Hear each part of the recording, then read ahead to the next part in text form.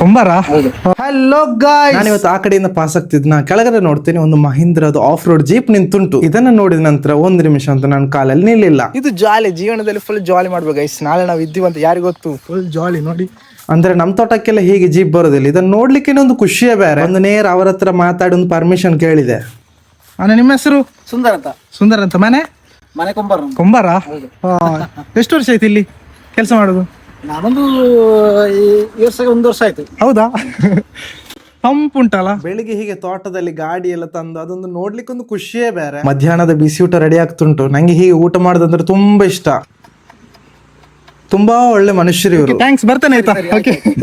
ಅಂದ್ರೆ ಅವ್ರು ಈ ತೋಟದೊಂದು ಪರ್ಮನೆಂಟ್ ಕೆಲಸಗಾರ ಕಾಣುತ್ತೆ. ಬೆಳಿಗ್ಗೆ ಜಾವದಲ್ಲಿ ಈ ತೋಟಕ್ಕೆ ಬರ್ಬೇಕು. ಇದೊಂದು ವೈಬ್ ಅಂದ್ರೆ ಸಂಜೆಗಿಂತ ಬೆಳಿಗ್ಗೆ ಬಂದ್ರೆ ಇಲ್ಲ, ಅದಕ್ಕಿಂತ ಜಾಲಿ ಬೇರೆ ಯಾವ್ದು. ಮಂದಿ ಸೊಪ್ಪನ್ನು ಹೊತ್ಕೊಂಡು ಬರ್ತಾ ಇದ್ದಾರೆ. ಇವ್ರು ಎಲ್ಲಿಂದ ಸೊಪ್ಪು ಹೊತ್ಕೊಂಡು ಬರ್ತಾ ಇದಾರೆ ಅಂದ್ರೆ ಆಮೇಲೆ ಗುಡ್ಡೆಯಿಂದ ತರ್ತಾ ಇದ್ದಾರೆ. ಬೇಕಲ್ಲ ಅವರನ್ನು. ಮತ್ತೆ ಕೆಲವರ ಕಿಸಿಗರಿದ್ರೆ ಎಂತೆಲ್ಲ ಮಾತಾಡ್ತಾರೆ. ಮತ್ತೆ ಕೆಲವೊಂದ್ಸಲಿ ಇವರಿಗೆ ಅಂತೂ ಬೇಕಾದ ಸವಲತ್ತು ಕೂಡ ಸಿಗ್ತಾ ಇದೆ. ನಮ್ಮ ಈ ಏರಿಯಾದಲ್ಲಿ ಉಂಟಲ್ಲ ಅಡಿಕೆ, ತೆಂಗು, ರಬ್ಬರ್ ಇದೆಲ್ಲ ಮೈನ್ ಕೃಷಿ. ಇವರೆಲ್ಲ ಬರೋದು ಕೊಂಬಾರಿ. ಮತ್ತೆ ಕೃಷಿ ಮಾಡಿದ್ರೆ ಲಾಭ ಎಂತ ಗೊತ್ತು ಇವರಿಗಂತೂ ದೇಸಿ ಬಾಡಿ. ಹಾಗೆ ಯಾವುದೇ ಒಂದು ಫಾಸ್ಟ್ ಫುಡ್ ಅಲ್ಲ, ಗಂಜಿ ಊಟ ಮಾಡಿ ಗಟ್ಟಿ ಮುಟ್ಟಾಗಿರ್ತಾರೆ.